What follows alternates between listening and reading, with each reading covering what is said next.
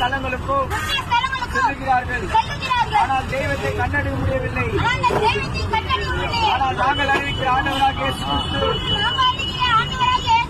மனிதனை தேடி மனிதனாகவே வந்தார். அவர் தேவனுக்கு சமமாக இருப்பதை கொள்ளையாடின பொருளாக எண்ணாமல் தன்னை தானே வெறுமையாக்கி அடிமையின் ரூபம் எடுத்து சாயலாகவே மண்ணுக்கு வந்தார். நீயும் நானும் செய்த பாவங்களுக்காக பாவமே அறியாத இயேசு கிறிஸ்து கல்வாரி சிலுவையிலே எனக்காகவும் அவர் அடிக்கப்பட்டார். இயேசு கிறிஸ்து ஒரு பாவம் அறியாதவர். நீயும் நானும் செய்த பாவங்களுக்காக